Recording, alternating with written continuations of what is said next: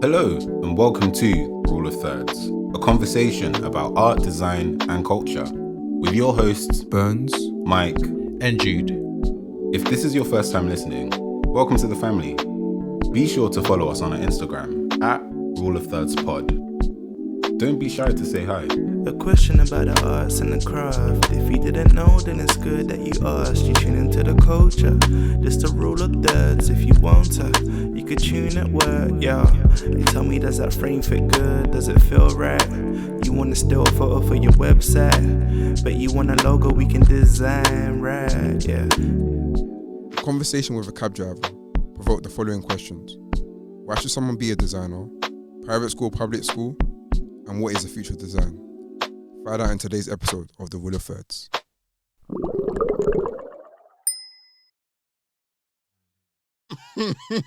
Goodbye. Are we going in? Yeah. Have you started? Yeah. You have started. Just doing. Yeah, I'm hearing the ASMR again. Sorry. And you're still doing it though. You're saying like, oh, I'm so sorry. You're still doing it. Listen. All right. So, it's an early one, guys. It's actually really early right now. Rise and shine and give God the glory. Praise the living God. Praise the living just, I am a star. Wait, why is it still I'm playing? gonna rise and shine. Yeah. So how we can, English. stuck in my mouth. Mm. How are we today, everyone? What's good? How we feeling? I feel good in the mornings, you know. I feel good in the morning when I have something to do. Okay. Yes, no, you're right. Like when you I have a like having- plan and you're like, okay, I need to get this done and get that done. You know what? Get I to don't feel like purpose. people plan a lot of morning motives though. Nah, no, you know what I mean? especially on a Saturday Yeah, on a or Saturday. like on the weekends Yeah. or like days that they have off. Yeah, Hell no. nah. No one wants to do that. Trying to rest. Yeah. You want to It's lie. actually and- mad. Recovery. But I actually enjoy waking up early. Yeah. Do you know what I mean? And then going out somewhere. Would you say though it's because it's like work? Do you wake up early? Oh, it's not work, yeah, of course. in general. Yeah, but it's or work, having a innit? laugh? But I'm saying like actually going out for a motive. Okay. Yeah. Like maybe like a breakfast Yes. somewhere nice or Those are whatever. nice. Do you know what I mean? Or getting ready for like a wedding. Yeah, or like an yeah, event, or you're going yeah. out, like, I don't know, bowling or something. Yeah, that makes sense. It's always nice. Yeah. I'm saying like waking up in the morning knowing that you have something to do is just a nice thing to like other than Yeah. work. You don't feel Mhm. aimless. Yeah. You feel like, Yeah. okay, you have a purpose in life. Finally. It's like, You're just wow. laying there like, Yeah, like existential crisis. Like, what am I even doing? Looking at the ceiling, you know, everything is looking bland. Oh. Weather outside is grey, even though it's sunny, because your blinds are closed. Everything looks grey and dark. You're dead deep in life. Like, wow, is this it? Is this what I'm here for? Sorry, that just took a turn. I took a. But yeah, I'm good. You sure? Yeah. Everything, everything all right there? No, I'm good. Yeah, Mike, how are you doing? I'm good. I'm excited, looking forward to like the bank holidays soon. Oh my god. Yeah. Oh my goodness, Thursday, Friday. Yeah. And Saturday, Sunday. I should low-key book off Monday. Full week. Hey. Do it. Cheeky. But But see. what about you, Berns? Huh? I mean, work's piling up. Huh? for you? I was going to say, doesn't that mean work is piling up for you when you come back? Well, we've got different designers, so I'm sure you can get Oh. passed along. Okay. So it's possible. But I'm doing well. I was actually in a cab this morning. Oh.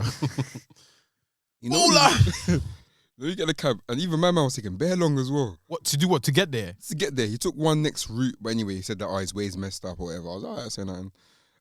But yeah, I don't know if I should say this, but sometimes I don't enjoy saying I'm a designer I hear that. Makes sense. because I hear that. the request that they're gonna ask me now, Yeah. I've got a business starting up, and there's nothing wrong with it. That's his problem. Like, why is he telling you? You know what it is, and usually I feel like there's this demographic of Uber drivers or Yeah. Bolt drivers or whatever, Yeah. whatever Taxi cab service drivers, you use, yeah. that they always say when you say something about I'm a creative, They want to. yeah, Find they're a way like, to. yeah, your generation, yeah, that's how you make money now, isn't it? You know what I mean? Like, It's almost like some quick Yeah, rich scheme. yeah, Like, wow, yeah, how'd you do yeah, it? Yeah. And it's like, oh, you just get into IT. Fintech. Black men in business. Is there ones where it's like, is I don't know. It was interesting conversation because he was basically saying, I don't know, it got to really like a very conspiracy conversation. Oh God. He was saying, yeah, this country is absolutely rubbish, ain't it? Watch in 10 years' time, it's gonna be an absolute hole. And I was like, raw, like, it's quite early for you to be swearing like this, sir. But okay. He had it on his heart. Yeah. I'm gonna move my son out. Where? Thailand. Because basically his wife's from Thailand, isn't it? Okay. I was like, okay, cool. Cool. And he said something that was interesting, and I kind of hear it. He was like, in these schools, they condition everybody to think the same way. Okay. So basically, schools, well, I've got friends that are teachers, so yeah, I don't know. Yeah. I think you guys are doing a great job. I believe you are. But like schools, like basically prepare you to go into the real world and say yes, master. Ooh. And basically, make money for people. That's kind of deep for early in the morning. And so when you say more than all that other stuff, that was just one of the conversations. Raw. Yeah, but like, I was like, okay, cool. Actually, you do have some sort of point. So now he was talking about how a lot of children, they start off really creative. Right. Have all these crazy ideas and stuff, and then They get to school and it's like, oh, pattern up. Don't stop talking about these kind of ideas. It's not realistic in this day and age. It made me think like, right, actually, what would life look like if design was like a big topic of conversation, or design was a part of it? Because the art was, right? But the art was very like wishy-washy. It wasn't really like, because design is a sort of art in some aspects, but it's like it's not nothing they'll teach at school. I don't know if it's because it's a specialist subject, but I feel like design is probably one of the most important things that we use every day. 100%. Do you know what I mean? Yeah. It's just, I feel like maybe because design is the thing that you add after the service is done. I think we had this conversation like time ago where we're saying how like without design, people would still be able to kind of survive. Whereas I feel like maybe perhaps now, because we're so dependent on it, it feels like without it, we won't. But do you feel like now design has become, because he was even saying that now, like the way this world's moving, advertising and design and social media is basically the most important stuff. And what I've realized with social media, design, things that are designed well tend to do well. Yeah, I hear what you're saying, So yeah, I don't know. The transition is weird though, because you know that transition from needing the workforce to like school and going to school and learning. You know, there was a time where people were just learning trades, right? And then there was a time where people started learning vocations where they could go into like the workforce, but more so in a like, I don't know, law, doctor, so on and so forth. And obviously now we've changed to now it's like influencers and micro influencers and social media presence, so on and so forth. So I feel like maybe we're still in that transition period, hence why it feels like even now there's still a lot of things that are being introduced into the school system that perhaps maybe like when we were in school like was non-existent. Like I think I can't remember who was telling me this, but it was talking about how like schools have started to kind of take social media a bit more serious. Right. Really? Yeah. Even as a school in themselves, like they understand. They need to. They understand what social media does, and they try to keep in touch with their students through that and figure out what exactly we can how we can better teach and better serve our students through social media. Not necessarily like through it, like, oh, I'm going to text you, I'm going to message you on Instagram, but more so, what are the trends that are happening on these social media platforms, and how can we like put that into implement them in teaching? You know, because I feel like maybe that's the thing. Like, you know, that even that TikTok guy who says, Jabri, are you smart? Blah blah, and it's like, I love. Do you get what I'm saying? TikTok so much. And those kind of things where like you go and there's specific pockets of like the internet where there are like school teaching, but in a different way, a more fun, quote unquote fun way. But it's only fun to us because now we prefer to learn over social media. Yeah, right. Like everybody goes on there. If you want a skill, you go on YouTube, you go on TikTok. How to do this? How to do, as opposed to like, you remember when they used to have them I don't know, coding for dummies or whatever. Right. Like people don't really do that no more. More time people just go on YouTube or TikTok and be like, how to do this. You know what I'm saying? So maybe I feel like we're still in that transition period, and maybe we're even the last generation of the traditional way of learning, where it's like everything was in books and stuff. Yeah. Maybe that's the case. That's true. And I guess also because the pandemic has kind of showed us that jobs that we thought were important or were secure may not necessarily be so secure depending on, what happens in the world and stuff. So I guess that's also pushed people to like look at other alternatives too. Yeah. Because even though, yes, certain careers like, okay, to be a lawyer and, some people are laid off, some people are, I think it's just reminded everyone that no one area is guaranteed. No one's safe. Probably some more than others, but still shows that no, but really and truly, it can happen to anybody. And I think that with again, like you said, like the rise of like social media influencers and like people seeing media as such a big commodity, like it's which is crazy because like we didn't like 10 years ago, no one was thinking that this would be like the thing. So like podcast, who would have thought podcast and video would have been like the thing, like the main thing now? Replace TV. Yeah, like is it not CBBC that's the you saw the tweets yesterday that summarize for those who don't. So basically I think because there's like a massive acquisition of, I don't know if it's ITV. Something to do with that, but wait, is it? BBC. My bad. BBC. Yeah. Something to do with it might be viewership, but you know how BBC periodically they cancel. Like I think BBC Three, and then it got put online. So perhaps there is a transition, and they're trying to see what's going on. But I think the reason was more so that kids are now using Netflix and streaming other platforms. YouTube really has like everything too. That was my thinking as well. Like right now, everybody. But someone did make a very good point. Simone on Twitter was saying that about 1.5 million people have no access to the internet. Yeah, children, households even. Sorry, which is fair. But also I think sometimes these kind of decisions are based off the majority as opposed to the minority, which is unfortunate. It's unfortunate, but like if you compare the 1.5 million to the population of the whole country, it's like people would just be like, yeah, it's a minor. Right. Do you know what I'm saying? Especially because there's other channels that serve the same purpose. It's not only CBBC. There's CITV. There is Pop. There is Tiny Pop. Okay. There's all these other like. But I think in terms of I think people that may not have, I guess. I feel like Freeview's a lot. Freeview's like permanent now, isn't it? I think so. Yeah. This is all they made it. They switched off the other two.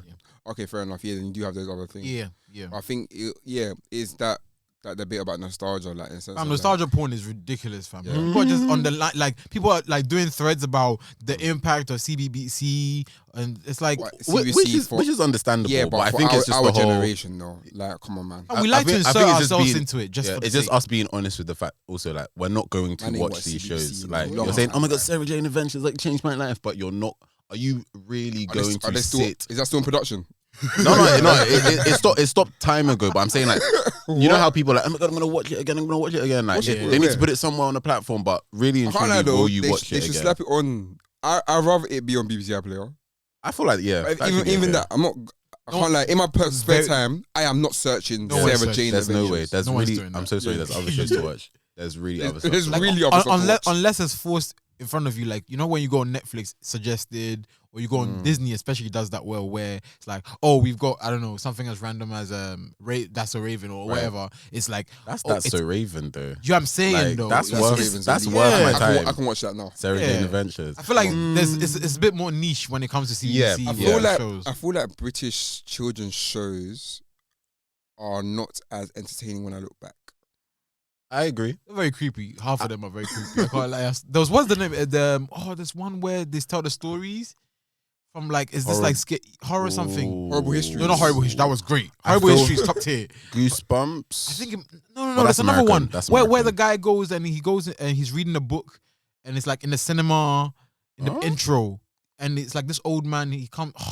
I'll find it. Put it there. I feel like I'm seeing like fuzzy memories. It's like it's claymation. The intro is claymation, and the guy is moving, and there's this child who goes to the cinema, buys popcorn, but he's come to watch like a horror film, right? And then there's I'll find it. You find it. But basically, there was one show though back in the day called Scorpion Island. Yeah. Oh yeah, I heard of that. Oh my goodness, I wanted to go on that show. It was basically like the children version of like I'm a Celebrity, Get Me Out of Here. Okay. Yeah. Okay. I wanted to go on that. So I was on a few shows back in the day. Wait, which one? I was on Blue Peter. What? Oh, swear. You get a badge? Yeah, got a badge. At home. Where is it? At home. Framed. I'll try to find it somewhere. But Yeah. it's actually at home. And I was on Bamzuki. Mad. Which I one's that actually one? tried to like download the whole thing to make my own robot and stuff. So basically, My it's like computer was too slow. you know, like Robot Wars. Yeah. But basically, it's like digital ones. Funny enough, this is probably the metaverse. But Yeah. when you think about it, Well, it started time ago, yeah. But I did can't even lie. you actually see the things like in No. the middle of the table? no. So what they Oh, had like was like it was like so basically it was like these robots that were basically fighting each other. right. So you have to make them either like Yeah. really strong. So or like you quick. design them and then Yeah. Okay. Oh my gosh, that's my first design experience. I designed that. Yeah. Oh my gosh, That's mad. crazy. Yeah. Literally- Yeah. Rah. See what therapy can do. Unlocking memories. We're So diving, real. we're diving deep. We're diving deep. Wow, that's actually nuts. Yeah, I used to design like those Yeah. robots, Mm. and I applied for it one day, and I got accepted. Is it? Yeah, So you have to go on and fight someone. yeah. So basically, I was in a team with three, and there was three others. This is like one of the newer episodes. It wasn't the earlier ones. Right. Okay. So this one's actually called it was like Bamzuki Street Wars. I Okay. think that's what it was called. Sounds very Well, they urban. put a black guy. On Nah, I was gonna say it sounds very urban. How many black people on your team? let me just clarify. There was one, which is myself, Okay, the a rest. mixed race guy, and a white guy. Okay. And then what about the other team? All white. So they were the urban, the suburban kids that came to the streets. Street To the streets. wars. Funny enough, we were in Pinewood Studios. Oh, okay. Yeah, yeah. It was Not very- weird. Yeah, Not very street, but fair enough. it was mad random, but it was. Yeah, that was so fun. Did you guys win, by the way? No, we lost. Oh. Yeah, losing can't be fun. And the thing is, so basically, how they did it was like they had like screens on the floor, and like you would see on a monitor of like the. Right. Do you know what I mean? So Oh wow, you okay. look at the floor, you're thinking, yeah, go on, and everyone. So it looks real. Mm. Or is everyone's thinking that I'm seeing this robot in real Yeah. life? Nah, Yeah. Well, I used to think. I think that was the first time I realized that. Oh, they can't see that, but they're Yeah. just kind of So pretending. you that you they were can see jumping. Yeah. No, but I could see it, but I Right. couldn't see it it. In front. Yeah. Yeah, Yeah. do you know what I mean? Right. Yeah. You could tell. Yeah. Yeah, Yeah. yeah. But that was That's really crazy. fun. Yeah, Mm. but I feel like even those shows, I can't look back at it and be like, oh, let's watch that. Yeah. The Yeah. Bamzuki. Also, I'm just realizing, just to go back to the teaching point, I guess, and like the education and how people like. Most of these shows weren't really that educational. I think there's some. I said they weren't very. You know how the guy was saying, "Oh, schools, right. they're very like conventional, yes, master, so on and so Yeah. forth." Like they weren't like on your face, like this is 2 + 2. But It's they 4. had It- other shows for that though.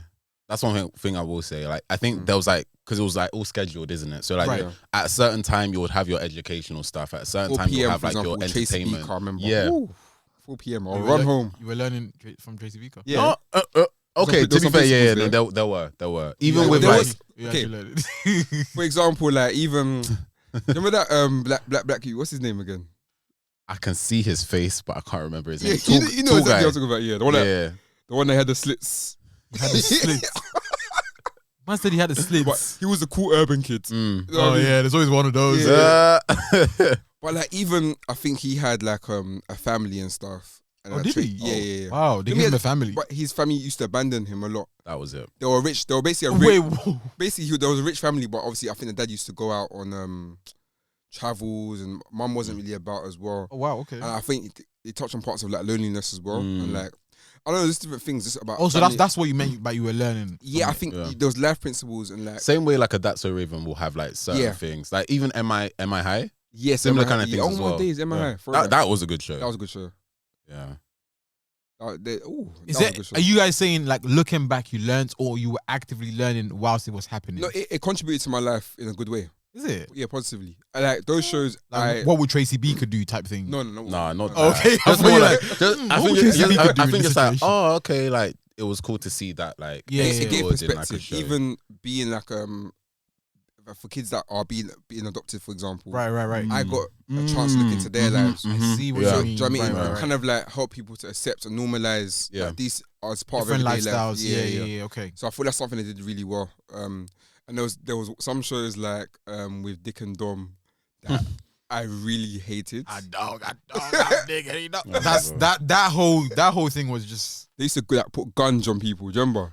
even Like the whole like, Saturdays. It's just mad even the chaotic. It was chaotic. bogies in like the libraries Oh, and I stuff. can't. So that was problematic in TVC. Yeah, There was a lot of shows. Because for me, like kids used to do that back in the day in schools. Like, we'll just be in like, I don't know, somewhere quiet. Yeah. Like maybe an assembly or something. Bogies. Impact, you know? Bogies. That's crazy. It was assembly as well. It was assembly. So you're like, all right, let's go. Bogies. Yeah. But I don't know. I feel like those shows made us a bit like more like push things on the edge, like kind of like become more rebellious. Yeah. Do you know what I mean? Which sometimes it was good, sometimes obviously it was bad, but I suppose, yeah. Depends. So back then we looked at it like controversial, but now you look. I mean, it's still controversial. I can't lie. It is controversial. Yeah, it doesn't change. And I'm sure there's probably some few microaggressions. Like, I'm sure if there was like a black kid on there, 100%. there might be a few like. You get me? Obviously, back in those days, though, it was like back in those days, most things were game. Yeah. Yeah. I suppose things have changed. Well, that's the thing. I don't think things have changed, but maybe because even with services like the CBBC and all these kind of things, even teaching in general, I feel like maybe they're just adapting in a different way. So now we might see and not really understand it. Because even like if you flick through a channel and then end up on a children's show, you might be like, what is this? Yeah. Like to this day, I don't get what the hell Baby Shark, like the appeal of it. Really And there's a new another one. Oh, there's another one. Like there's Paw Patrol. I do not look forward to these things like when I. So with your children. Kids. So with your kids, for example, would you introduce them to design? Yeah, of course. And how would you? Because Photoshop. I just done them in front of Photoshop. A question is like, I don't know if like there was a school kid like I don't know, not listening, but like say for example you went into a school for example and they said, okay, you're a representative for design. Why should you be a designer? What would you say? Like, wait, that's you're telling the children. Yeah. I don't care about them. I care about my kids. I don't care about everybody else. That's not my job. I wouldn't necessarily say why should you be a designer. I just open their eyes to the design around them. So like for example, like signs. Yeah. Like the exit sign was designed intentionally by someone, and there's a reason they use the color green. Yeah. Or a fire alarm. There's a reason why a fire alarm is red. And stuff like that. No, but if we're talking about school kids, no, for school kids, though, I feel like you've got to go through it with them like, at a very basic level. Yeah, but I can't like if I was a school kid and you told me about science, I'll clock out. No, but it depends. Some kids will. What age are we talking here as well? Year 6. Oh, okay, year 6. Stubborn time. Okay, year 6. I'm not gonna do exit. Like I'm trying to remember because I've actually like done a video. Like I have a friend who's a teacher, and like, she was doing like a careers thing. Okay. She was like, "Oh, could you like send through like a video of like you explaining stuff?" So I actually did say like, so I got loads of like drinks, and I like showed it on the camera. I was like, okay, as you can see, there's like loads of different drink labels to signify what's in the drink and all that kind of stuff, but also so that every single brand can differentiate themselves from another brand. Yeah. And there's a reason why some brands will look a bit more sleek and cool because they want to appear maybe more expensive, and then there's another reason why a drink may market themselves this way so that they can appeal to a different audience and stuff like that. Or I'll talk about like book covers and how they've been designed, and that kind of thing. So I'd try and movie posters. That's what I said. So I actually went through like that's a good one. Or even games. Yeah. So I was like, okay, the Marvel posters like this. There's a reason why they've structured it in a certain way. You've got your main characters here, supporting cast around, and stuff like that. So I'd try and show them that design is all around them and everywhere. It's part of real life. Yeah, and there's a reason why it's like done. Like there's a reason why you'll Nike do stuff in a different way, Adidas do stuff in a different way, and stuff like that as well. So I'll probably like go through that, and hopefully that will like pique their interest in whatever. Or you just tell them a dream and tell them design makes a lot of money. Yeah, let's not do that. You tell them that. Do you think kids are? Maybe a silly question to ask, but do you think kids are fascinated with money or fascinated with doing a good job? I think they're fascinated. Yeah, both. But let's be real. If you're in year 6, that's the age where you're starting to explore your independence to a very like minuscule scale. Like especially like just like little dynamics like between your friends in your house. You want to have your privacy. You don't really want mommy coming in when you're taking a shower anymore, so on and so forth. Those kind of like little things start to pop up where you're like, I'm my own person. So now you start thinking, okay, how can I support myself without the need of mommy and daddy or whatever? Right. So then you start thinking, how can I make money? Because a lot of people, when they get to year 6, year 7, going into year 8, they start like selling stuff. They want to like find ways. They're easily influenced in anything that year can. 7's probably one of the most easiest influence. You get what I'm saying? 'Cause I can't lie, year 6, I never saw a fight in my school. Swear. In primary school, I never saw a fight in my school. Touch year 7, I was one having fights. Oh. It didn't make no sense. Oh my God. Like, what am I changing it to? Like, I became so bad. Yeah. But I think it's because you had to build up this guard. Yeah. Because, like, if you looked weak, they're going to attack you. And you saw like older people. Yeah. So you felt like you wanted to be like. My first day of, and it's actually quite, when I think about it, it's very serious. But first day of school, I saw these guys beating up a girl. Huh? What? Yes. Whoa. Like, and I was in RE. Whoa. Like, it was mad. Like, I was in RE, heard a girl screaming, literally run out, and I just see 2 guys beating her up. What the hell? I'm thinking, huh? So literally from that day onwards, I was like, okay, I'm actually in the jungle. Right. Yeah. I need to fight for myself. Kind Right. of thing. And it's like, I can't lie, even ideas of becoming a designer. Funny enough, I actually did Bamzuki in year 7, Okay. but I was still battling with Robots? no. No, like what would you say? Like if people would have thought it was cool or not, Yes. that kind of thing. So in primary school, yeah. that was Thing. the thing. Yeah. Blue Peter even was a thing, but then when you get to year 7 now and Want to you're start doing back, cool stuff. Yeah, I think back in the day, people even like, wow, Yeah, like deeper as well. Like you go from like a big fish and like a small pond because Yeah. You're the top. oldest. You're You're the older. oldest, and then now Yeah. you're literally starting from the bottom And- again and making your and way you're up. literally, and even me, I was minuscule. Like I was in height and stature, I was tiny, Your big bag. massive. Like, it's like every book there for the week. Wow. Do you know what I mean? Wow. So it was like, when I get there now, it's like, is that conflict of identity? And I feel like I'm only regaining it now. Where it's like, okay, I went there and Bamzuki wasn't cool, but I still went on it because I enjoyed it. Yeah. But then at the time, there was also, year 7 was like, a lot of it was hood music. So like, I won't listen to music that was like pop. I was listening to pop music, but I was listening to like music from the ends. Yeah. Obviously that starts to like change my mind Right. about things. And then Sneak Bowl gigs came in. Yeah. And I just became not a designer. I just became like I want to make money. Yeah. You know what I mean? So it's like, it's interesting. It's like, where do you allow people to almost enjoy, or not, to basically normalize design being a fun thing and design actually being a real job? I feel like that got taken away from me from when I touched year 7. That's what I'm saying. Like, we need to find a way to make it clear that money can be made in any profession. yeah. That's what I was saying, that perhaps just Anything. letting people know that being a designer, you can make money. Because I feel like that was one of the things that a lot of people were scared of. It's like, okay, cool, you're going into design. Can you make it a living, though? Right. Like, I hear you. You're having fun. Because that's the thing, a lot of people just see it as a hobby and so on. True. So it's like, but can you make a living out of it, though? So the moment that, I feel like obviously our generation, perhaps that was like when people were very, very unsure and it was kind of like balanced about blah, blah. But now, a lot of people see it as a viable career where they, like, one of the girls at church, I was like, oh, what do you want to be when you grow up? She's like, I want to be an architect. Oh. Like, she's like Wow. 8, That's really good. and she's very eloquent. Like, she can speak, like, in front of the church. Like, she gave the announcements on Wow. Sunday. Okay. Come Like on. that's kind of stuff I love when that older people sort of give opportunities for the youngest to like. But their it's confidence. more like you can see it now. Like Right. now it makes sense. I can Right. see so on and so forth, and so on and so forth is successful in this and that. Back in the day, perhaps it wasn't that.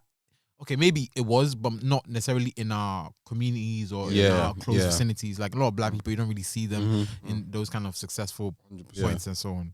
You know, so I That's- feel like maybe that's why. That's really funny because you just literally remind me at the end of you know when you do like your little yearbook thing. Yeah, Oh yeah. Oh, ours was designed so poorly. I God. designed mine as well. still have ours. Yeah. The design was trash. Is it? I You're- designed it, unfortunately. Oh, you designed it? but at least you designed Yeah, it. of course you designed You it. know what's crazy? I've actually been a designer from early. Yeah, you're just unlocking bare memories, right? Yeah, I'm actually unlocking bare memories. I love designing, but I never saw it as a viable option. Was a Right. hobby. Yeah. I think a lot of us is same kind of thing. Because Yeah.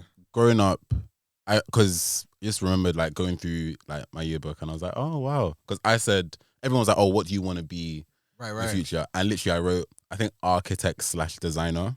Wow. Yeah. So, and I remember back in the day, I used to tell people lot like, of oh, I luck into really want to be Bruh. an architect. Yeah. And the reason why is because I always thought like buildings were like really cool. Yeah. Probably because Cold. I lived on the tower block as well. So I was Yeah. like thinking about that and seeing like from my balcony, on both sides actually, you could see like the landscape of London. Right. So where I lived, like Elephant and Castle, one side you can see like South Bank University, and then that side, on another side, you can kind of see like the London Eye and like the city and all of that stuff.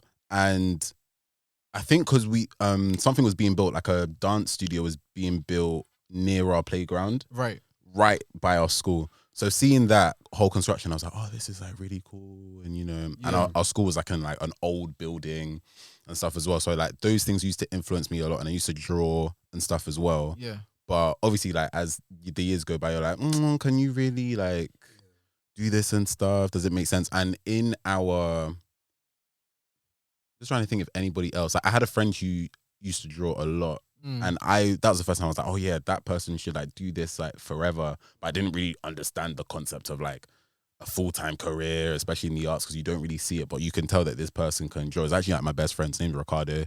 Shout out to him. Yeah. No, I just had a random like memory and stuff. But yeah, like at the time you're like, oh my gosh, why not? And then when you go into like more education and have more conversations with people, and you don't really like hear about, you know, for me, didn't really hear much about architects, but I used to love watching like Grand Designs or Homes Under the Hammer and stuff. So I think that was like it for me at home, because my mom was really interested in property. I see, But again, like my mom works at the bank, so that's not, you know, her full-time thing, but you're watching it on TV, but okay, that's on TV. It's not really my reality. So, and then at school, it's like, oh, what do you want to be? And then you kind of share certain things, and they're like, you know, how about we look at this, and how about we look at that? And then your family are telling you like, okay, just pursue this, because I hear that.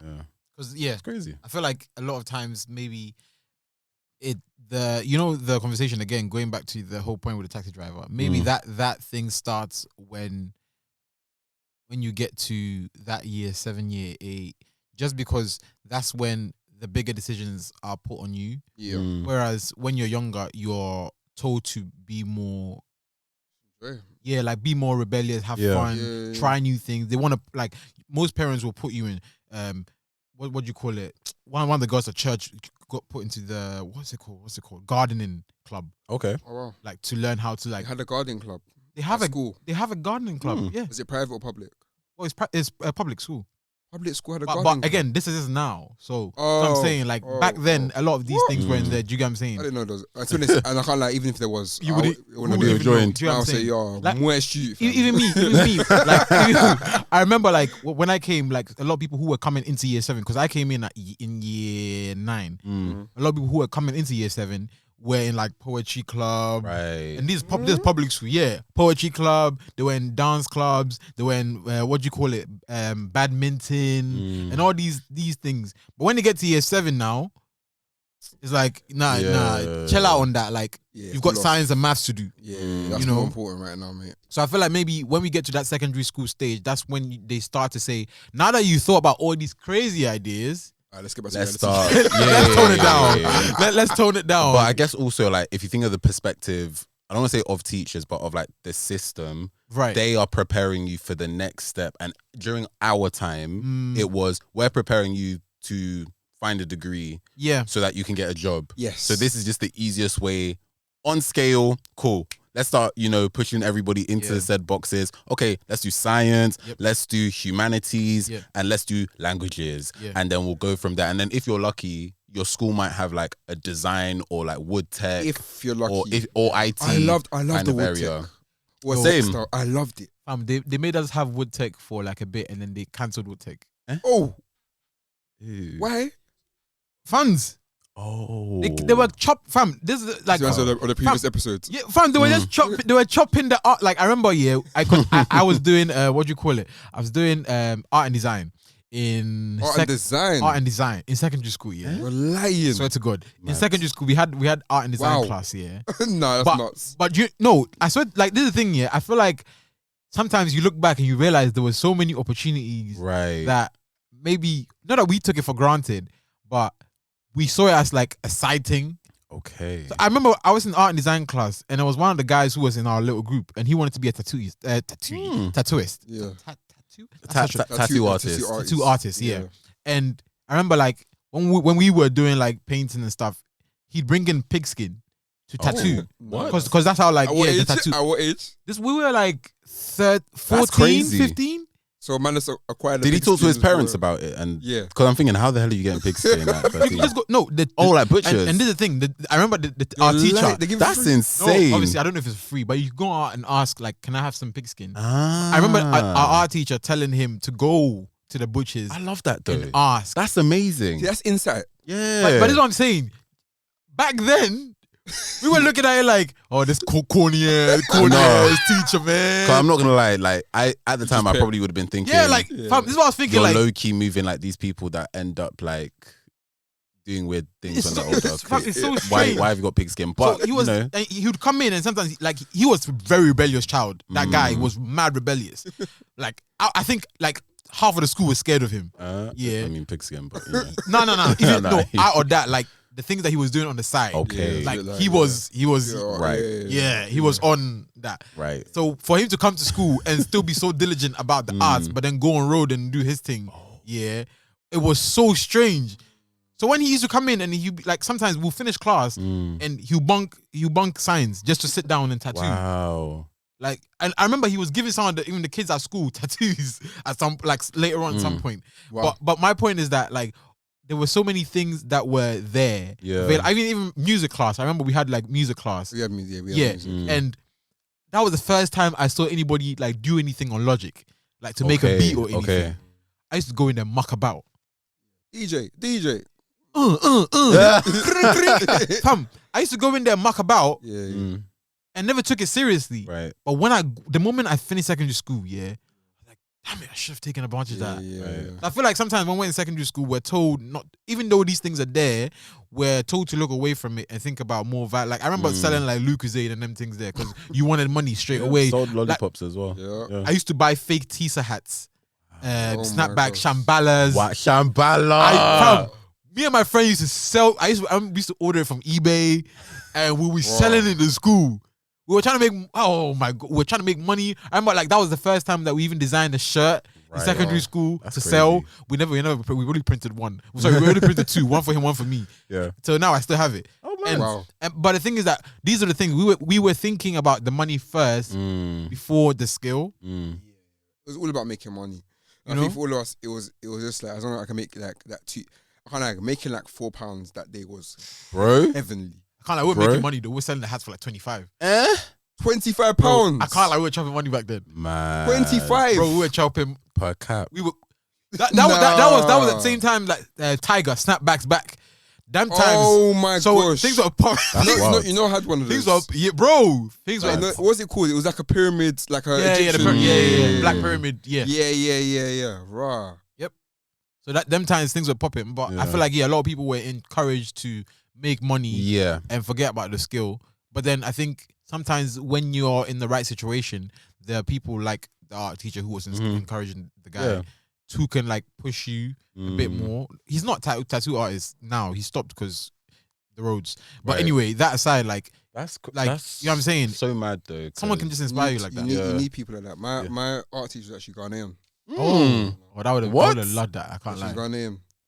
But she was like British Ghanaian. Still. Yeah, still. I can't lie, still. But it was Representation it was just matters. so She knows nice. what jollof is. It was so nice having. It was like her auntie basically. Yeah. You know what I mean? So it Oh, was I would like, have loved that. Nah. yeah, she, I just were racist as hell. yeah.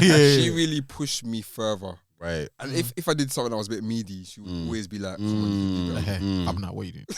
Take time. But I loved it. You know, sometimes when they would even do a little, they might throw in a little tree here and there. Right. Oh, is it? You know what I mean? That was hard. However, I had one, and this is not, I'm not baiting at his name because there's bare fringpongs. Oh. I had the Mr. Frimpong here, Yeah. and he was chaotic. He was Wait. chaotic. Why? He was a supply teacher, yeah, but he eventually became perm because our teachers went missing. And literally, yeah. So basically, I think it was like GCSE times, and he had like really red eyes. Wait, red eyes. Yeah, like, Oh my god, no! Don't say it ain't so. Smoking trees. Say before it ain't work. so. no, I don't think he was, but he used to come. Wait, no, think about it, baby. Oh, Mr. Frimpong, man. Basically, I remember Uncle, we why? had like history. History was a waste of time, in my opinion. I hated history. I did geography. That's why I did geography. Oh, see, teaching you Remember about history and the geography was king. basically the only two options. Yeah. you could pick. So I picked geography. But history classes, yeah, we were just rebels in our class, and man would just look at. Literally, the lessons were 45 minutes, an hour, I don't know. He'll literally sit down and look at all of us until we finish speaking. Yo, that's hard. And literally, you know the man that just be writing stuff on the board. Yeah. And when the real teacher comes back, he will snitch on all of us. This one was talking. That was making noise. And he used to come after lesson. He speaks to me in Chi. So, Huh? and you even use my Ghanaian name. It was so embarrassing. You know you have to be better. Right? You don't have to be better, right? Telling you like you're not like them, you know. I swear that was triggering you. It's like you know you're not like them. You're special. You're different. Yeah. What would your mom and dad think about you? Yeah. So it was so funny. I had I don't know. So I had influences in school that were positive to and that, I think that goes to representation is very important. Yeah, in school. And that's why I love a lot of my friends are actually teachers now. Imagine that actually, you know, a lot of kids will now feel a bit more like happy to come to school. More motivated, you know. Yeah. And I think I don't know. I feel like with the whole design aspect, I don't know. I feel like I want my child to go private, but if the private school enables them to think different. Right. Because I know a lot of kids that have gone to Brit school, for example. Yeah. A lot of them are flying quite high. Even the network alone. Yeah. That Brit network will literally be like it's crazy. I think Zizi Mills, for example, she went Brit school. Yeah, she went Brit school. A lot of them did. But she was I think her brethren was at Rita Ora back in the days. Nice. But it's just the fact that they can identify easily that this person was.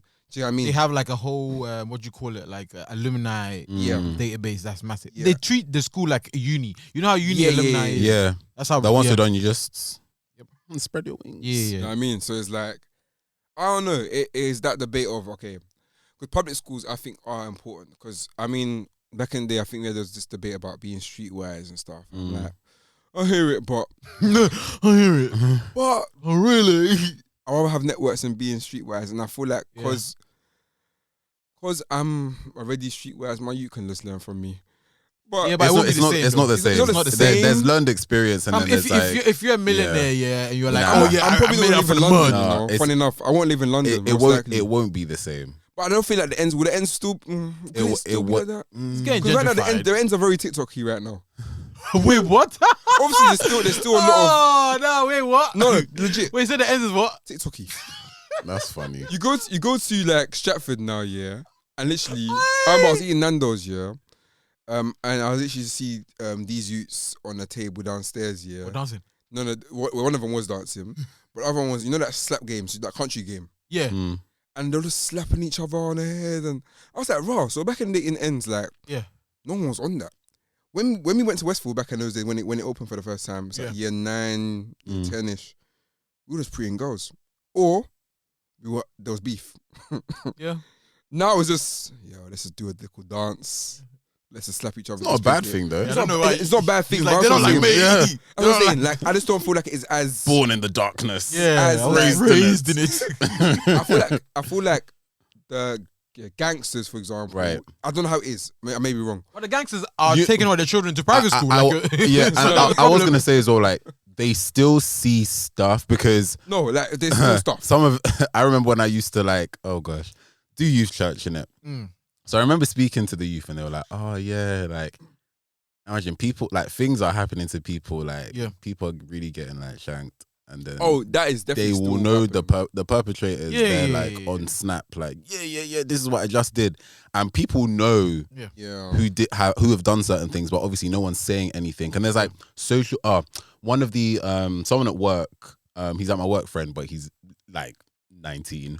But so I see him as like a younger brother, and he was just telling me like about all the stuff that happens on social media at their age and how they have like a version of Hinge, but for young people. Yeah. But it's like Snapchat, and he was like, I was gonna say, is it Snapchat? It's like the weirdest thing because it's like making friends, but the way it looks to me like a dating platform. It's just odd, but you're seeing like roadmen are on, or you know, youngers who are on road and like streets and stuff. Boys. Yeah. Are on these apps and stuff, like chatting to girl, basically, and you're like, it's just a different way of doing things, but it's still the same kind of thing. Yeah, it's mad interesting, isn't it? But you know, the generation. So would you take your children to private school? Being someone that's gone to one, I went to like one in my year 7. I think, and then I went to a school. For those who don't know, I don't think I've ever really said it on the pod. I went to a school in Skegness for my secondary school year. So like when it comes to the whole, when I think that's crazy. Yeah, when I think about the whole born and raised in London, it's like partially because I really went to Skegness. Not really. But I think it would really depend on the school, depend on the diversity within the school, and also what's being taught in the school too, like curriculum wise, and you know, stuff like that. But also, but also just like, okay, what's your syllabus like, and how are you with people who are, let's say, on the more creative side of things, or maybe more like science based, and how they kind of handle that? Or is there room where people can like go into various different things that, you know, might be outside of what they may be interested in? Yeah. As well as like, I probably want to like see how the teachers are, because some teachers are very bad, man. I can't lie. They're very, very wicked. Some have got anger management issues. Look, I remember my school, they try to normalize it as well, and it really irritates me. My school, they caught a paedophile. Wow. My school, they caught someone who beat up a child. Nah. And there was public schools, so fair enough. Nah. But it was a lot. Wow. Bro, it was a lot of mess in that school. It was a lot of mess. I feel like my brethren, back in the day, there was a massive story of this teacher that basically ran away with a student. Like, do you remember? What? That's my brethren's teacher. Oh, Yeah. man. Ran away with a student. Yeah, to like Dover, Cali. This is basically insane. Getting married or something. Yeah, so basically, there was actually on the news. I remember there was like footage of them like trying to get like drive to get the ferry to what do you call it, to France, like France. Dover. Yeah. Dover, What? from Dover to I think it's Calais. Or, Yeah. yeah. That is it's very messed. That's Obviously, very that's odd. a small, Like, obviously, small like proportion. Obviously, teachers. of course. But Yeah. I think you just have to assess certain things, because private schools, cool, send my child to a private school, but then now you're like emotionally and mentally like damaged because of your experiences there. Because That's the only reason why I'd rather Gosh. like public school. yeah, Just because I feel like sometimes, not to say that you want to make them grounded, but I just feel like I wouldn't want my child to think that they're better than anybody just because of their own Yes. experiences. Like, and when I say better, I'm not saying that you're not the best at what you're going to be doing, but I don't want you thinking because you went private school. Yeah, you're like, oh, I went private school. The Yeah. thing is, my sister went private school. She's not like that. Yeah, but know what I okay, that's the minority. I can't lie, because most of the people who I know who went private school, very- they make sure you know that they went to private school. Oh, Right. fair. Like, for example, like people who went Brit, they will tell you they went Right. Brit. But kind of Brit is one I would say. If I went, I would say I went Brit.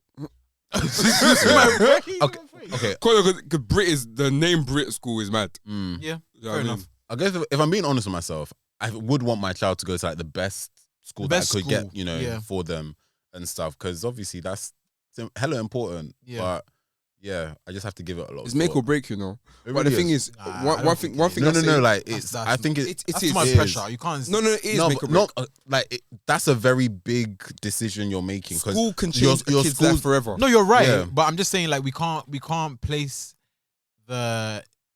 The full emphasis is not on the school alone, by the way, because I know some kids that go to private school and they Yeah, are some kids just don't apply English. themselves. You know, Yeah. alas, some children just don't apply themselves. Wherever, public school, private school, they don't then apply themselves. They apply themselves. I think that may put some responsibility on the parents because, Yeah, for example, when I went home, I had to do tutoring. I had to do Right. my homework. right. Yeah. So that way I couldn't really. I had to pattern up. Yeah. I weren't. Do you know what I mean? For some Mhm. kids, their parent would even ask them, "Is their homework?" yeah. I mean, they'll copy. All they do is copy someone else's homework. and then They'll that's just it. chuck hash browns in the oven, eat when you're ready, and then that's it. No, it's like we might laugh, yeah, but I know children like that. That like genuinely they go home. Where hash browns? No, because it's quick, innit? But like more time, like I know No kids, beans, yeah. just raw. Nah, it's like bro, like I know kids, yeah, who go home and make dinner. They make dinner for themselves. Oh, okay. Like okay, they go okay, home and make okay, dinner for okay, themselves okay, because the fair. parents, yeah, then They're like- they're not there. They're not there or like working or Yeah, something. yeah. Right, Then right, then right. I they're hear generally you, not there. So I it's hear like, okay, what's in the fridge? I can't make stew. I can't make you. rice. Right. Like I'm just gonna chuck in the oven wherever it's available. You know what I'm saying? So it's like I feel like sometimes, yeah, some Right. kids like depending on the situation and the circumstance of a child, it might differ how they apply themselves. So because some kids might be more creative because they had to apply themselves without their parents. Yeah. Some kids, you know what I'm saying? Some kids might be more creative because their parents have encouraged it. The funny thing is that I feel like that's what happens to quite a lot of, I'm saying us because I'm saying black people who may not have had a traditional route to things. It's almost like as a result of your lived experience, you have now had to find out how to do something. Because if I think about myself and like creativity, I know like I spent a lot of time alone just not doing stuff. So I've had to like think of stuff and like make things up or build up your own world. Build up my own. And that's why, and that feeds into your work and stuff. And it's funny because when you think about the industry, people, obviously their routes to getting to a position, let's say in the creative industry, are completely different. Some people, my family, like my mentor, did she say her parents are her parents, I think maybe might be like an architect or like a artist or designer or something. They work in the industry. So when it came to her, I'm going to study this. I think her sister's an artist as well. So like they've grown up knowing that. Yeah, no, and it's very. Artist is one of the most privileged jobs, especially when it's working for you. Like when you know you're selling that's all that like kind privilege, of stuff. fam. Yeah, but yeah, like other people, it's a result of certain things that have led you now to think differently, which now leads you to that path. But then that's like a great addition because in the industry, no one may have that perspective or the route to thinking that you do. Yeah. Stuff. Oh gosh. We're here thinking about the children's future. Yeah, but it's so important because like when you think of like how you're talking about like budget cuts and stuff last episode, like, and that's part of the reason why like I'm just like public schools. I don't want to. Of course, you want to give your children the best, and none of us are parents, so I'm sure when we get into those positions, we'll have a different perspective. But like, it does make me feel at times like, wow, are we leaving everybody else to make your child stand out, or like, are people leaving when you're leaving those types of schools, are you almost just like saying, okay, we're not even going to address the issues that are happening in these schools? Because obviously in schools, like if you're on like how they have like the parents and governor boards and stuff, you could actively maybe do something. It's like the whole I'm going to stay in the hood to help change the hood kind of thing. But is that something for everyone to do? Or that was very quick, Mr. Conservative. Don't guys, he's not. I'm not conservative. But yeah, like I always think it's like it reminds me of like the film industry in the UK in comparison to the US or like TV and acting. There's a reason why actors of diverse backgrounds go abroad because there's more opportunities there. I was not gonna say is maybe okay. We didn't discuss talk about this, but potentially schooling your kids somewhere else, because I know Ella May, for example, she went to school in America. Right. Yeah. She's got an English accent, which is mad weird. Yeah. Like, I don't know. I'm surprised she kept it. Yeah. Do you know what I mean? I would have thought it would have gone. Because she was there for like a while. Yeah.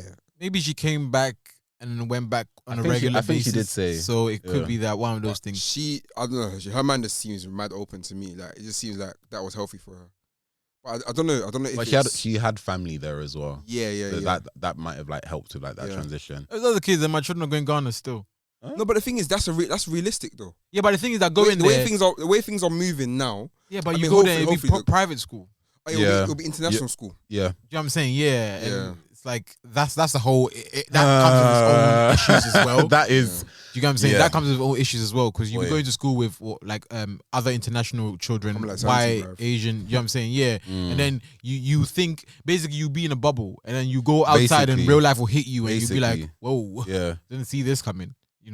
I feel like maybe sometimes it might not be fair on the children if we give them that perspective, but also it might end up benefiting them a lot, because then they can have this mindset of, okay, cool, I'm gonna go out and then come with what I've seen, I'm going to use the skills I've learned from private school or whatever to try to help, which might be the best thing, I guess. But then isn't that just like a repetition of like, what the people who are born and raised in the West, for example, do when they're here and they're like, oh my gosh, I've got all these great ideas, I'm gonna go and fix it back home, but it's like another colonialism kind of thing type beat.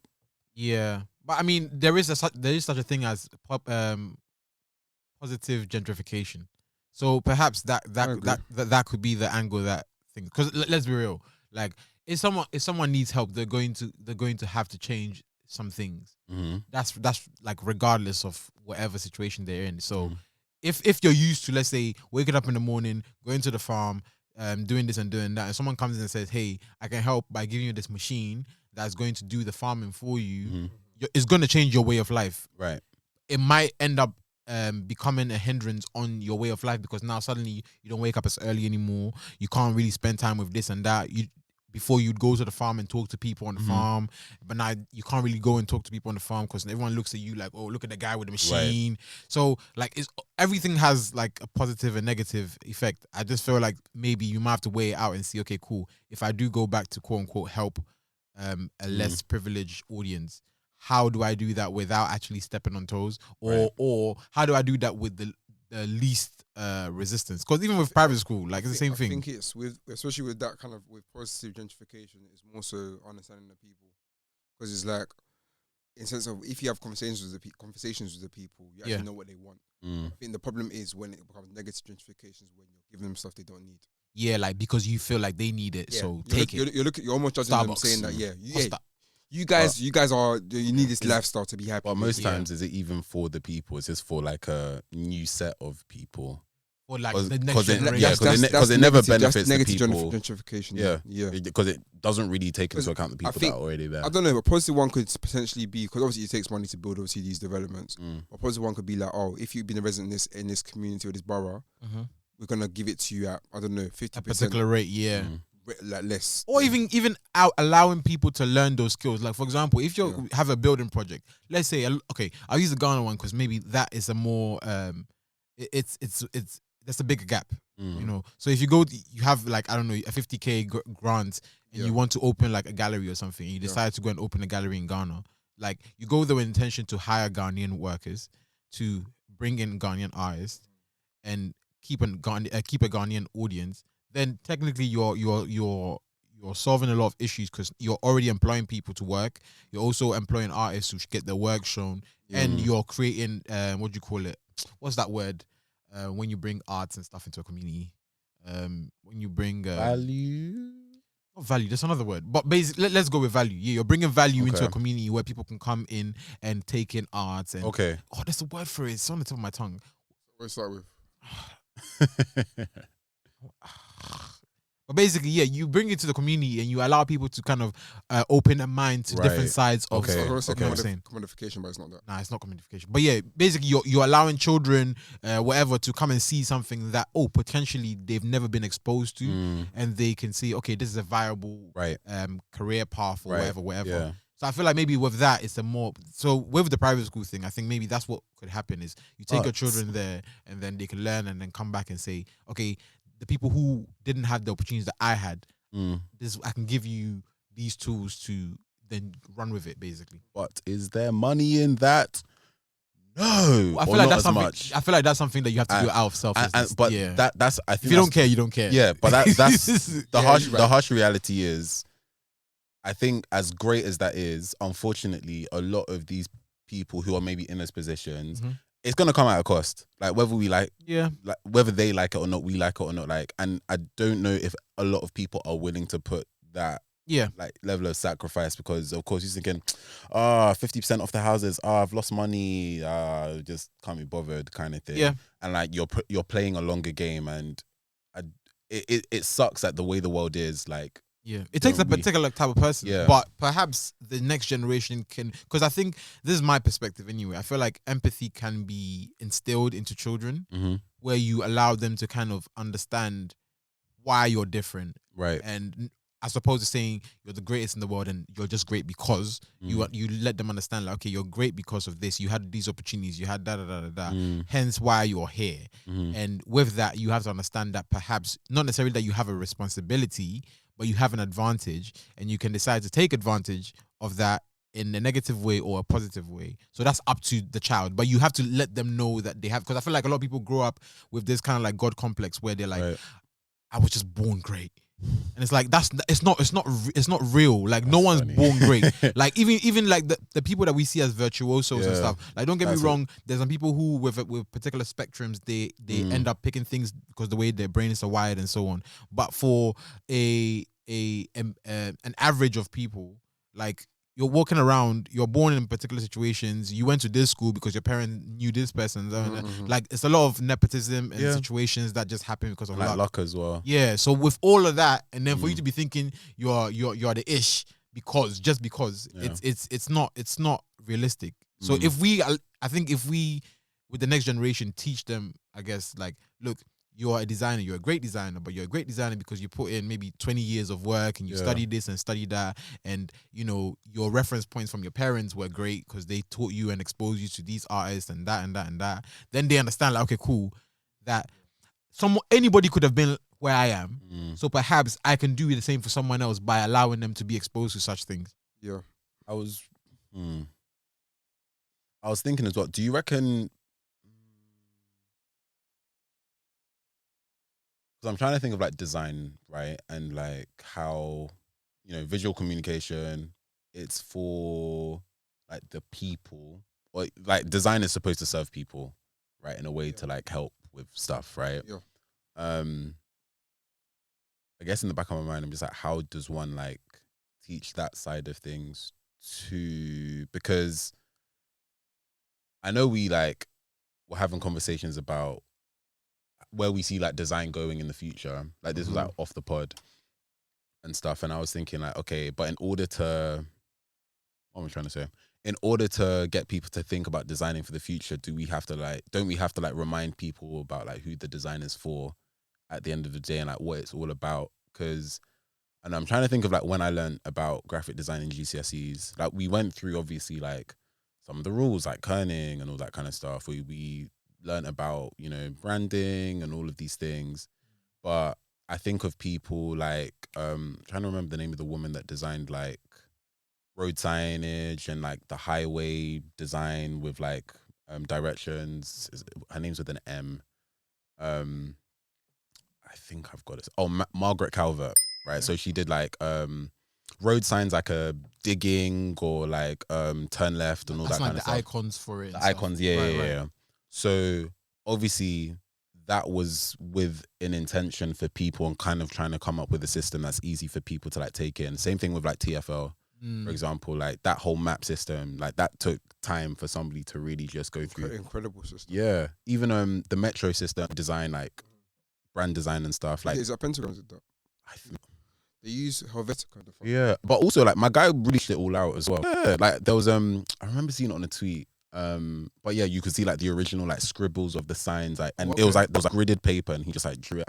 And just yeah, and I was thinking like how do we kind of, I guess, get people or the next generation to like think of things that way, because I think that will then create like better design for the future, especially if you're thinking about like all the different touch points, like a UX or UI or like digital and all that kind of stuff.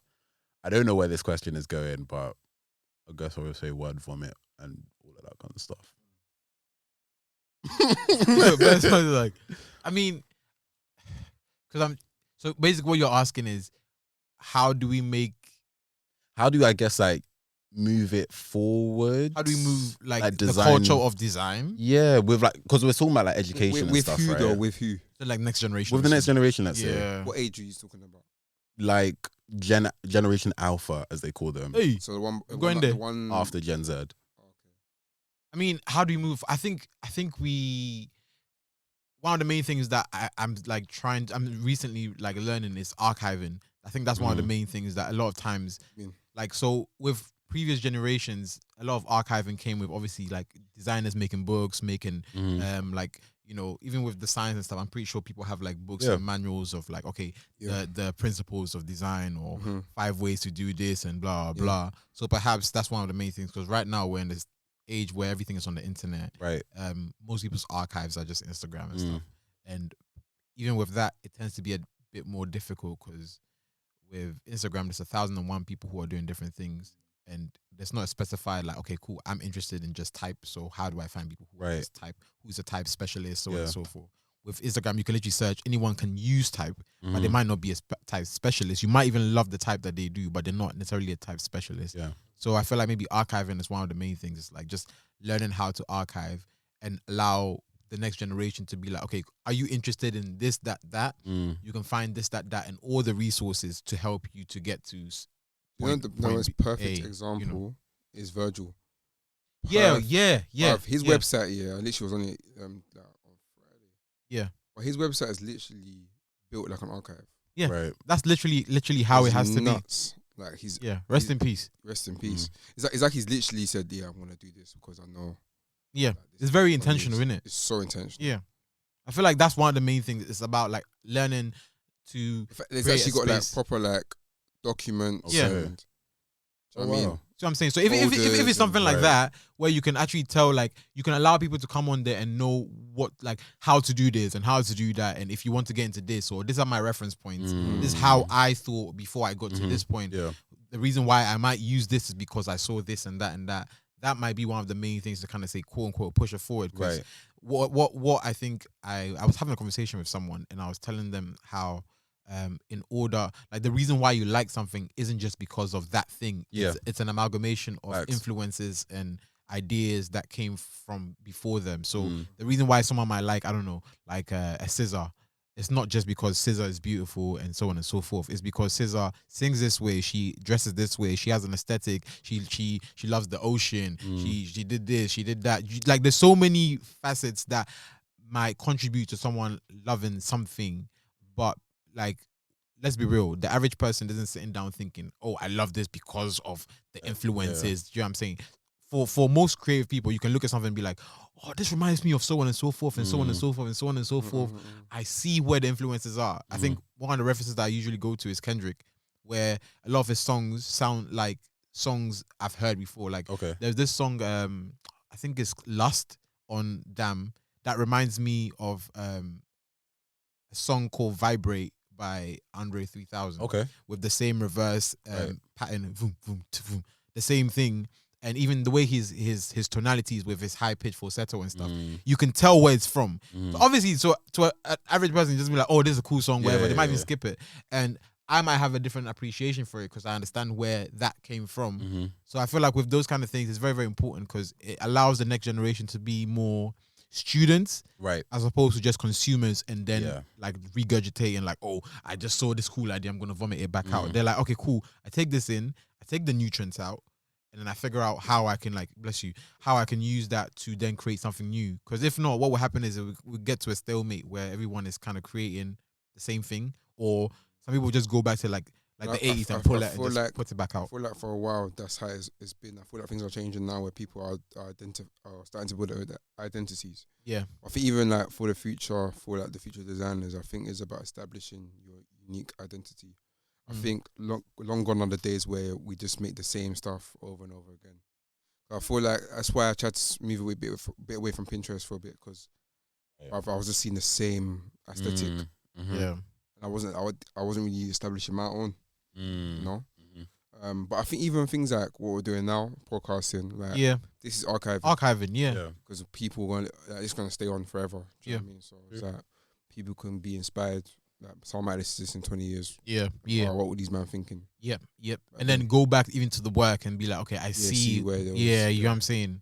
Yeah. I feel like that's probably the most important, in my opinion anyway. Like, without archiving, it's all lost. Because I'm pretty sure even if you go back to like the Roman days or the Sumerian days or whatever, there are a lot of temples and books and libraries that were burnt down, that there's information there that we've lost forever. Yeah, that's a massive part. And you know what I'm saying? We'll never get that information back. And I feel like obviously now with the aid of the internet and stuff, things are forever, essentially. Are they though? Yeah. Technically. Yeah. I mean, if you want to find something, you can find something. There is nothing that can hide anymore. Like, if you want to find something that was on the internet at one point, you probably, like, unless you're some like crazy conglomerate who can scrub the whole internet, like, it's almost impossible to keep even something things away. like, do you remember like MySpace and Bebo? And, Yep. Like I don't know, it's weird. I just feel like, can you still find those kind of stuff on MySpace? If you want to. Can you? There is this, I can't remember the name of the website, that captures everything on the internet. So basically, if it's been on the internet, if it's been on the internet, you can search it. There's a code you can search, and it will come up because it takes a screenshot of everything. It's very scary, but like if it's been on the internet before, it's on there. Never be removed. Well, it's an image, so it can't necessarily like if you have links and stuff. Like a screenshot. It's like a screenshot of everything. Right. That is nuts. Yep. So if you've put it up online and you're like, ooh, delete, it's probably somewhere. It's definitely probably somewhere. I said, oop, delete. Yeah, like that is just chilling there. Yep, it's probably somewhere. So that's the thing is like now we're going to the point where everything is forever. I say forever just because like no one's going to take the time out to go and look for that website and say, let me find a screenshot from 2007. If they wanted to, if they wanted to, they could. But maybe perhaps because allowing archiving to be a bit more accessible. Because most archives, like you have to go and get a library card and then get like someone to sign your permission to allow you to go and touch maybe more important files. And some files are not even you're not even allowed to touch unless you're part of maybe, let's say, a group of people or like a council or whatever. Like just because, like for example, if you go to the Vatican City, there's some places that you will never be allowed to go to just because you're not part of the inner blah blah.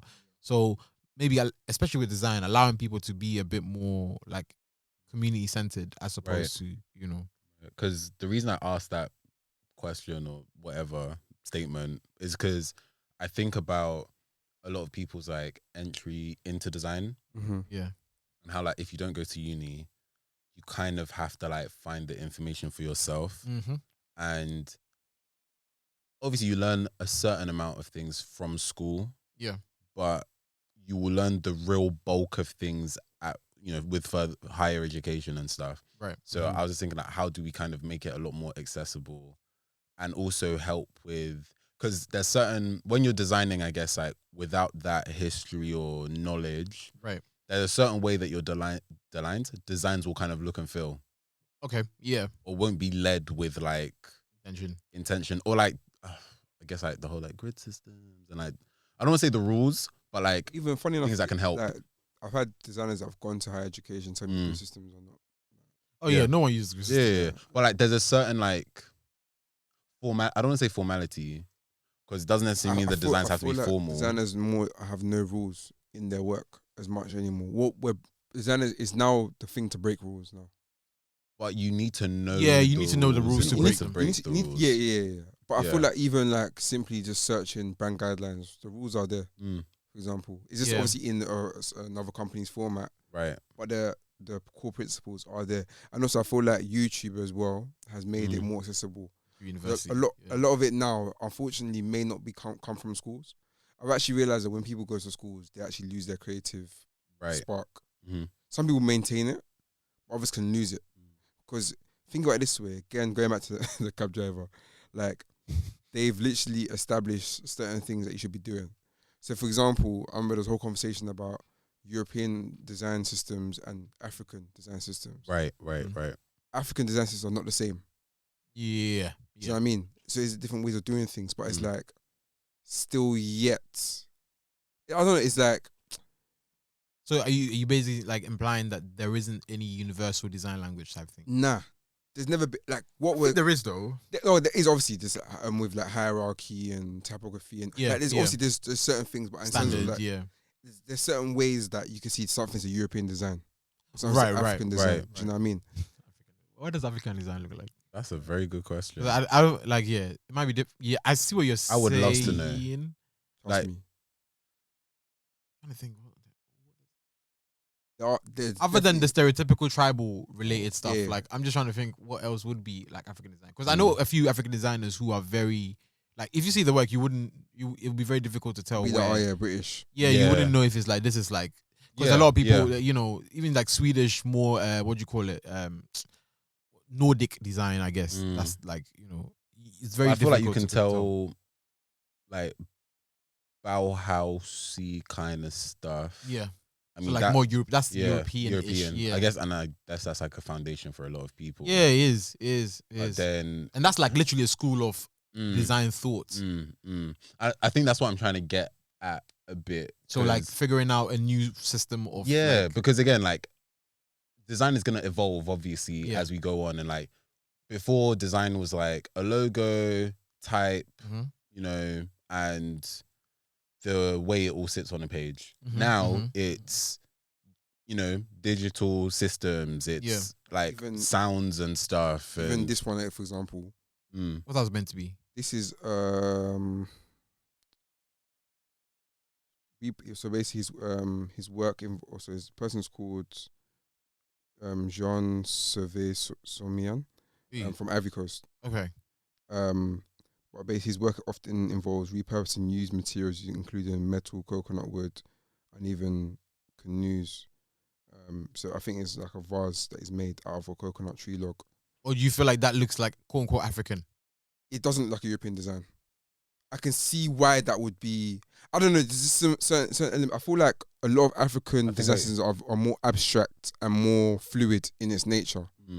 I feel like European design is very like sleek, like minimal, and it has to be. It's very like particular. I feel like you're thinking about like that Nordic, like a Bauhaus kind of thing. Yeah, which is more like that European style is very specific. Yeah, comparison it's more like, to like I don't know, like when the when I say design, with, like the funk, right? like, okay, that kind of design is also completely different. When I say design, I'm including not just only that. Obviously, yeah, not like just over the graphic spectrum design. of art, in general, like architecture as well, like everything. Because even the Bauhaus example, I think is a good one. Because like if you look at the Bauhaus as a movement, like it didn't just consist of just like designers. It was like furniture makers, carpenters, painters, people who did poetry, so on and so forth. Maybe even the Dadaism might be a better example, right? Where it was basically about quote unquote nonsense. That was like the whole ethos. It was kind of like I think there was one like where there was a urinal. I can't remember the name of the artist, but there was a urinal that was like part of an art installation. Literally just a urinal. We just weed there. I said no. I said people like really didn't like it. Yeah. And I think there was one where people would go in and do this kind of free form poetry where they just start saying random words during a performance. That was it. That was the whole point was to. But I think that's the thing that is. I feel like maybe Michael, you're trying to touch on. Yeah. That might be very important. Kind of like creating schools of thought. Yes. But that there's not enough thoughts. It's tricky though, because with we spoke about it in the episode, like probably like in season 1, with like obviously because of the internet, communities are like smaller. Yeah. And there's like so many. Yeah, right? and I don't think maybe there's even the discipline to continue in the school, because we're literally anti-school. Like, look at us, we're talking even now. We're saying like, oh, school is this, school is that. Yeah, the discipline to actually sit down, make a resource is actually just not there. But even this, the discipline to sit down and say you're going to study under someone's style or to follow someone's guideline. Like, for example, imagine too much pride. Yeah, you know what I'm saying. Like, imagine us here, us three. We're like the rule of third school. That's the name of the school, like similar to let's say a Bauhaus. Yeah. And this is our guidelines, and whoever comes and decides to follow us or learn from us has to do the same thing and learn, and then just evolve off that. But the principles have to remain. No, this generation ain't like that. Like it's almost impossible, and maybe that's why we're never gonna be able to recreate that feeling of, let's say, a Bauhaus or a Dadaism or like all those kind of things. Has it been created but very indirectly? So is that people have created styles and we just follow it, not knowing? Because there are like what though? Like what style? I'm trying to think. Like I was gonna say, like, you know, the guy that did the poster on a day. Okay, there's a lot of people that do. There it. is a lot, but I know there's a guy who did like. Oh, what's his name again? I follow him as well. Because he's got they've got a name for it as well, but he used like Cinema 4D. Yes. Cinema 4D artist, poster in a day. He's the one who sold is it Chibo? No, not Beeple. That's not him? not Beeple though. There's No, but another one. his was more like design led, not Okay. like pure Cinema 4D where you're just like playing around with like concepts. But Right. it seemed that there was a lot more design intention with this guy's stuff, and he's even got a Skillshare as well. But I remember when he started doing his posters, Right. a lot of people. I remember Snow. That was like the whole thing. The t-shirt company. Right. Like, Oh, with with the hand. With the hand. Yes. So like, yes. I know when he made that, he's like one of the first people. I think on a mainstream level, like a lot of people saw his work and was like, whoa, okay. And then there was like other Flood of people. ripples, people doing the same kind of thing, Right. from that. So for me, I'll probably say that's the first time I've noticed in design, like, okay, this is like some form of movement happening. You feel? here. So that's based on that I've noticed. Making a poster a day. That's it. Yeah, and then like there's a certain style and aesthetic that I feel like has come out of that other people try and like replicate or explore. Even with illustrators, for example, there's that grainy sort of illustrator and like also that minimalist sort of like cartoonish sort of like with the like dots and So I feel like there's lines. patterns and there's things that have not been formalized as a way of thinking. Yeah, because I'm saying like I feel I hear what you're actually saying. I get it. It's there, but it's not formalized yet. Maybe in a few years' time, it'll become like this is a certain way. Like even Abloism, you know the book, for example. Yeah. Like technically, Virgil has his own way of. He does, and people do follow it. Yeah. Virgil might be one of the best technically. examples. I actually use a bit of his stuff, especially with using Helvetica and like you know what I mean. So there's certain things that I do. But I'm saying like that is a very clear cut, like, because you know with Virgil he had literally when I say a school, like he would sit down with students and talk to them about what design is and how to apply it, so on and so forth. He would have like regular critiques with people who were following Abloism in essence, and he actually had his own brand, but also under his brand there were people who actually followed the guidelines to make sure that the things, so he wasn't sitting down sewing and making everything, but whoever was trying to be with him or was working for him had to follow those guidelines. We don't have a lot of that anymore, just because I feel like, again, everybody wants to be independent. So like with the idea, the example you gave, maybe someone might come and be like, I like that, I'm taking that, goodbye. Right. Whereas maybe before with Bauhaus, people were begging to join. Like people wanted to be associated with that idea. And maybe we don't have that anymore. Because I feel like, again, there's a lot of philosophy that goes into design that maybe we don't apply anymore. We take, I guess, everybody has a very self-centered approach to design. So maybe there isn't like, okay, cool, what does my design actually stand for? Who are my people? Whereas maybe before it was like, okay, cool, these are my people, and these are the belief systems that we follow, and we're very strict to that. And it's like to the point where sometimes the philosophy is even over the design itself. Right. Like you have to apply this way of life and way of thinking in every single part. Yeah. Your marriage, you're raising your children. It was like that. And excuse this word again, but it's low key cult. Like that's when you know you're in a school of thought. Because like if not, really and truly, then you're just doing your own thing, and then you just borrow from here and there. Right. You know, because you never see someone who does Bauhaus taken from something else, like let's say, I don't know, old Russian design. Like that wouldn't happen. That's a very good example, because like there's a certain way that design in like a Russian country or like countries in that area like look. There is very like brutal and brutalism. Yes. Especially because like the like letter forms are so angular. Yes. So yeah, and it's a reflection of the actual happenings at the time, like with the Soviet Union and stuff like that. So it's like the art was a representation of how the country was run and the ideas of a particular place. Hence why I was even giving an example about like the funk and the psychedelic times. Because when it got to that particular time, you see that the art will then reflect like how people felt about the colors and like, ooh, I'm high of LSD, so on and so forth. And it will reflect on the design. But right now, it's very difficult to pinpoint like a feeling. Yeah. Like, okay, this is how we feel and this is what it looks like. Music's probably the only one that can do that. Yeah. I think, and even that, come on, how many artists do that? I feel like there is some aspects, because for example, like me, I'm like foundation's probably like more minimalism. That's my thing, and I feel like that's associated with like luxury and just like clean, just be like sustainable, and you know what I mean. I feel like that's why I really love Yeezy, and I really love that just Kanye's man in terms of like what he's doing in that aspect. Right. To simplify everything. That's what I like. You know what I mean, so I feel like what your style will be reflected in your lifestyle. But that's been an evolution as well, because you think about like 808 and Heartbreak, Kanye with like the Lego like badges and stuff. His team was a bit crazy back then. Yeah, to like Yeezy, the first season of Yeezy, and how that's like really developed over time, and then the whole world, if you think about it, because I feel like Kanye has definitely had like a massive influence on fashion, because he was the first person, in my opinion anyway, that did the whole like oversized thing and committed to it. And like, wait, didn't Jerry Lorenzo, kind of. I feel like them man are both in the same. Maybe in the same kind of time, but like even Jerry Lorenzo. Because I feel like perhaps that came. He was influenced. He was because he was working for Kanye. Yeah, I was gonna say like. Trying to say was like. Was he a creative director? I don't know, but I know he was working with them. Yeah. So was Saleh. I know Salehi. Yeah, he was working.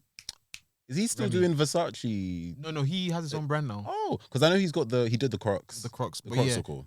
Yeah, I don't know if he's still working for Versace, but I know. But he led the sneaker department. Yeah, he does that, and then obviously Crocs, and then New Balance as well. He's got a really good podcast episode on business of hype. Okay, I've seen that actually. Yeah, with Jeff Staples. That episode, banged. Yeah. So I'm saying like I feel like the Kanye one is a good example, but I feel like maybe that is even more so about him like evolving in real time. Because if you look at Kanye College Dropout, where he was very brash and loud with colors and pink polos and and then he went to that graduation era, which was just with glow lights and it was so much. Crazy. And then when it's went Heartbreak, he starts to pull it back and he's like, okay, cool, let's go back. And then even when you go to what do you call it? My beautiful dark twist. Yeah, you see, like it starts to it gets like a bit more like refined. Yeah, and it's like almost like this taste, grandiose the type of the like, taste level like. Because if you think about yeah. like a Watch the Throne, like era and stuff. When he starts to involve fashion designers into the design and like, okay, now Virgil come and design my artwork, and he got Ricardo Ticci for Givenchy at the time. Yeah. So I feel like with him, he's definitely like.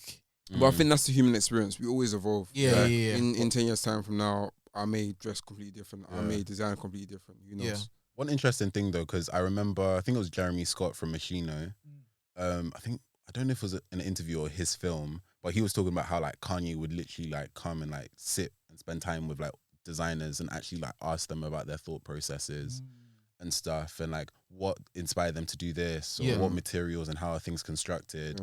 And that's kind of helped him. So I know like now we're not really as much into like sitting under somebody. Yeah. But there is a lot of value on, you know, to like seek from like the experts, I guess. Because if you think about Jeremy Scott, we live in a very powerful generation. Yeah. I'm a part of it as well. God. It's difficult though, because so I think tough. Again, because So we're in a generation where we're told that if you're not sure about something, then maybe it's the wrong thing. Yeah. So it's like everybody wants to be sure, but even if like people are wrong and strong all the time. So it's like they know that maybe they don't know everything, but they have to act it so that they can, like, you know how when you were saying when you got to year 7 you had to kind of take on. It's similar to that. People have to take on like, okay, cool. Now you've gone from maybe education, you've gone to uni, you studied design, you were very sure about yourself. Now you get into this world, everybody's like, you don't know anything. Now you have to put on this character like, I do know everything. I'm sure, so that people don't take you for idiot. Basically. Because if not, they will.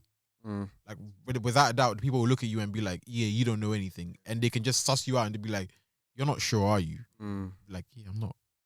Which is interesting because like quite a few times like those people aren't as sure themselves, but it's just more like because collectively in a group or community, this is how we are maybe supposed to think. Yeah. And if you're not conforming to that, that's a problem because I'm having to conform to it myself. Thanks guys for tuning in to today's episode of Rule of Thirds. Feel free to share your thoughts with us using the hashtag Rule of Thirds Pod. And for more from us, follow us on Instagram at Rule of Thirds Pod, or our personal accounts for myself, Berns JNR, Mike at _ man like Mike, and Jude at Kente Kwame. Catch you guys in the next one.